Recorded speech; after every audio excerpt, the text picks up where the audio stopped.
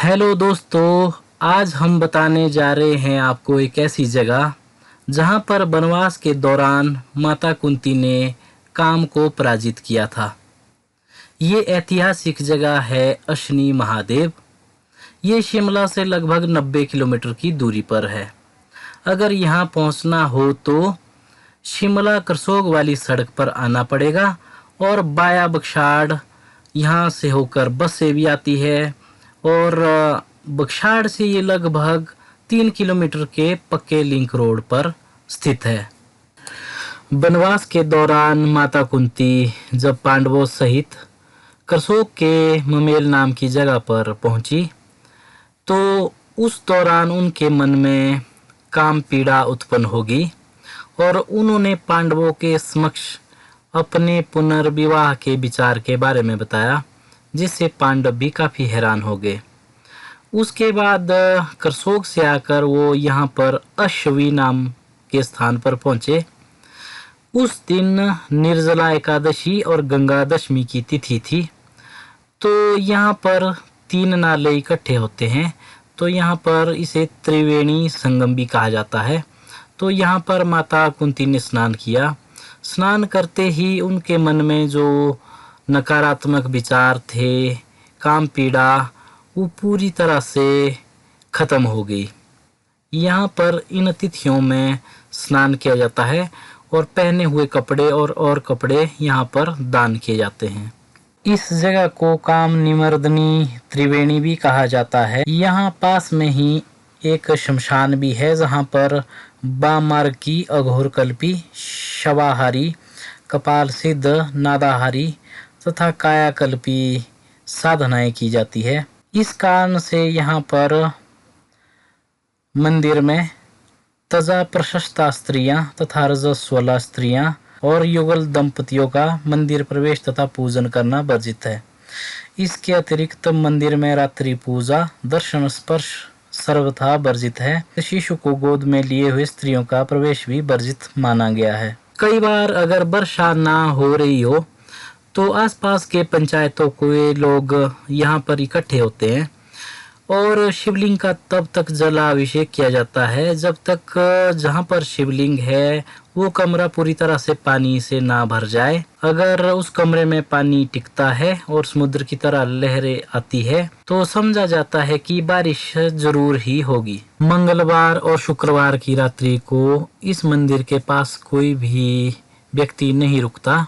ऐसा माना जाता है कि पास के शमशान से मंगलवार और शुक्रवार की रात्रि को सवारी आता है और मंदिर की परिक्रमा करता है। इसके अलावा अगर कभी किसी की मृत्यु हो जाती है तो कहा जाता है कि यहाँ पास के शमशान में 12 बजे से 4 बजे के बीच एक राक्षसी उत्सव मनाया जाता है, जिसमें तरह तरह की आकृतियाँ नाचती हुई देखने को मिल जाती है। मंदिर देखने में बहुत पुराना नहीं लगता।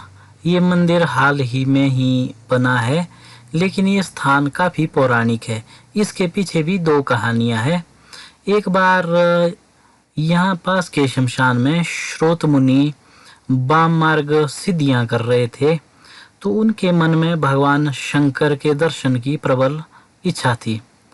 वाम मार्ग में होने के कारण भगवान शिव उन्हें दर्शन नहीं देना चाहते थे।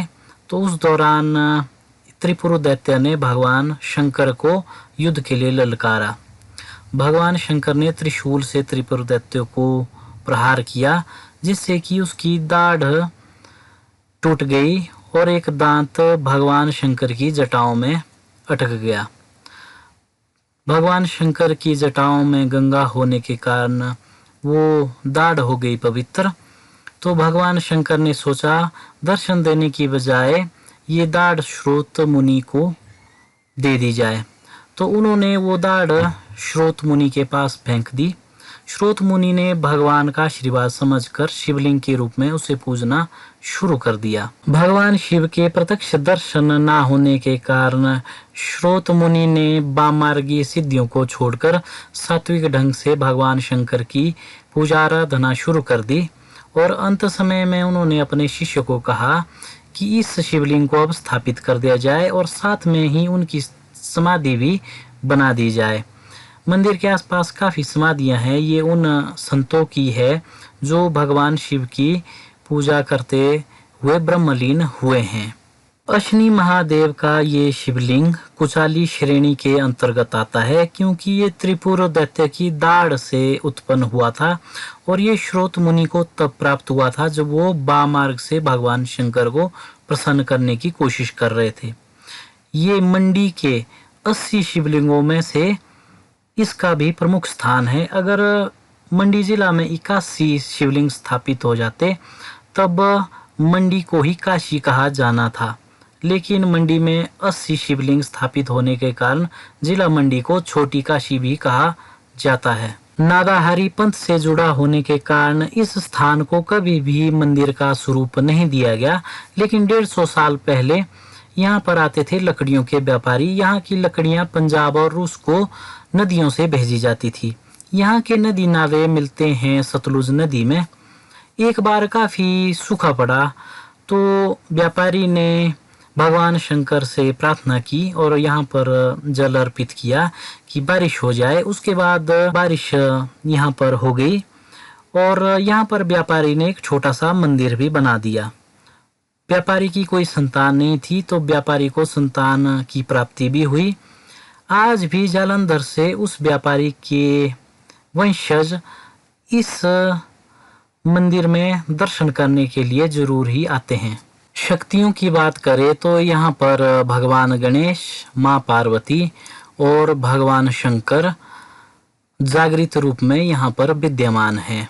आप यहाँ पर शंख भी इस मंदिर में रखा हुआ देख सकते हैं। इसका कारण यह है कि यहाँ पर शैव, शाक्त, वैष्णव, वाम मार्ग या दक्षिण मार्ग से यहाँ पर साधनाएं, जप तप और पूजा अर्चना भगवान शंकर को साक्षी मानकर की जाती है। इसलिए यहाँ पर सारी पूजा सामग्री देखने को मिल जाती है। भगवान शंकर की पूजा अर्चनाओं में शंख का प्रयोग नहीं होता, लेकिन अन्य देवताओं की पूजा अर्चना के समय शंख का उपयोग किया जाता है। पूजा करने के लिए यहाँ पर अगर जोड़े पूजा करने के लिए आते हैं तो धोती, महिलाओं का घाघरा या पेटीकोट पहनना आवश्यक है। दर्शनों के लिए पहनावे से संबंधित यहाँ पर कोई भी नियम नहीं है। अगर यहाँ दर्शनों के लिए आना हो तो किसी भी बार को दिन को आ सकते हैं।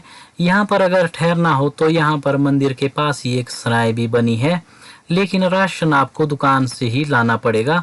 खाना बनाने के लिए यहाँ पर बर्तन भी मिल जाएंगे और यहाँ पर मंदिर कमेटी भी बनी है जो कि आपकी सहायता कर देंगे। तो अब आप कोशिश कीजिए कि मंडी जिला के 80 जागृत शिवलिंगों में से एक 80 नंबर के शिवलिंग अश्वी महादेव, जिसका पूजन महाराज भागीरथ ने स्वयं किया था और मृगु ऋषि ने किन्नर कैलाश पर्वत जाते समय अपने 88,000 शिष्यों के सहित यहाँ पर जप तप किया था, जिसका वृतांत धुर्जट की बाहर भाषणी में भी है। यहाँ आकर आप दर्शन करके अपने जीवन को जरूर ही धन्य करें। ओम नमः शिवाय।